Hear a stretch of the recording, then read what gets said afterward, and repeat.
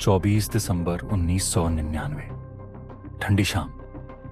नेपाल के काठमांडू एयरपोर्ट से उड़ान भरता एक भारतीय विमान और कुछ घंटों बाद आसमान में सब कुछ बदल जाता है।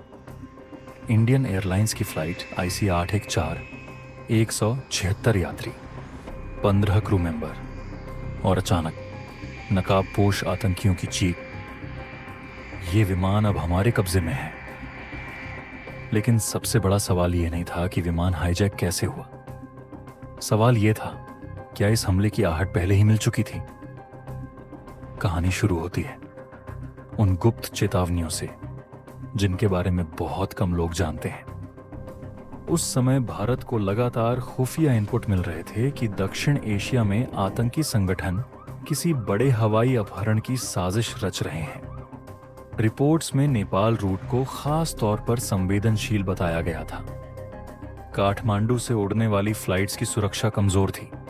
फर्जी पासपोर्ट, डीली जांच और सीमित निगरानी, खतरे के संकेत साफ थे। लेकिन सवाल है, अगर खतरा साफ था तो रोक क्यों नहीं पाए? जैसे ही विमान भारतीय सीमा में दाखिल हुआ, आतंकियों ने कॉकपिट पर कब्जा कर लिया। यात्रियों के दिलों में डर, केबिन में सन्नाटा और दिल्ली में अचानक बजती आपातकालीन घंटियां। सरकारी दफ्तरों में अफरा तफरी मच गई। खुफिया एजेंसियां, सुरक्षा अधिकारी और संकट प्रबंधन समूह सभी सक्रिय हो गए। पर अंदर ही अंदर एक और बेचैनी।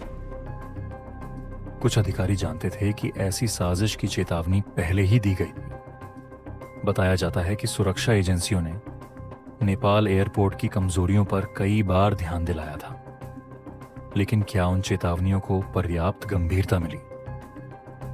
क्या व्यवस्था की सुस्ती ने आतंकियों को मौका दे दिया? इसी बीच हाईजैक किया गया विमान अमृतसर पहुंचा। यही वह पल था जहां इतिहास बदल सकता था।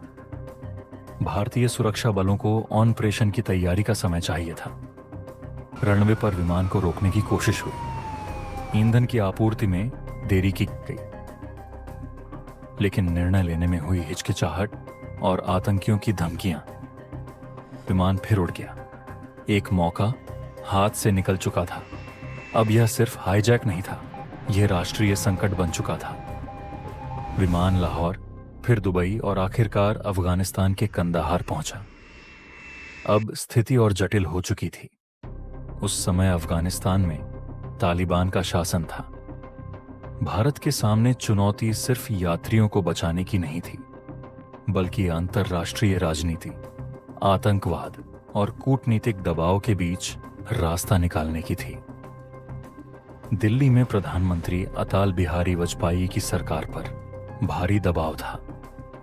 हर गुजरते मिनट के साथ यात्रियों के परिवारों का डर बढ़ रहा था। टीवी स्क्रीन पर रोते हुए चेहरे, देश भर में गुस्सा और सरकार के सामने कठिन फैसला। लेकिन अंदरूनी बैठकों में एक और सवाल बार बार उठ रहा था।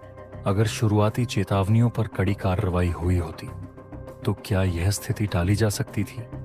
खुफिया तंत्र में अक्सर सूचना होती है, पर सूचना से कार्रवाई तक का सफर हमेशा सीधा नहीं होता। ब्यूरोक्रेसी, समन्वय की कमी, राजनीतिक दबाव, कई बार चेतावनियां फाइलों में दब जाती हैं। और यहां दांव पर थे सैकड़ों जीवन। कंधार में विमान के चारों ओर हथियार बंद पहरा था।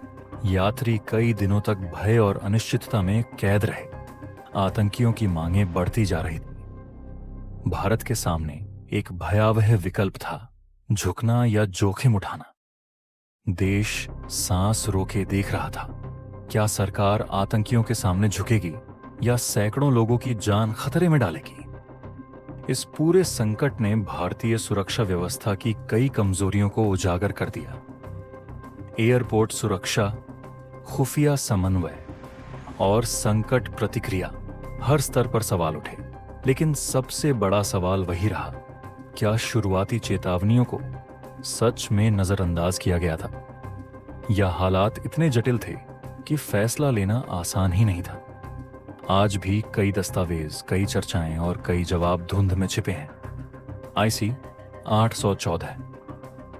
हाईजैक सिर्फ एक घटना नहीं थी, ये एक ऐसा आईना था जिसमें देश ने अपनी सुरक्षा व्यवस्था की सच्चाई देखी। ये घटना हमें याद दिलाती है कि खुफिया जानकारी सिर्फ सूचना नहीं होती, वह भविष्य की चेतावनी होती है। और कभी कभी एक अनसुनी चेतावनी इतिहास बदल देती है, क्योंकि युद्ध सिर्फ सीमाओं पर नहीं लड़े जाते, कभी कभी वे फैसलों की खामोशी में हार जाते हैं।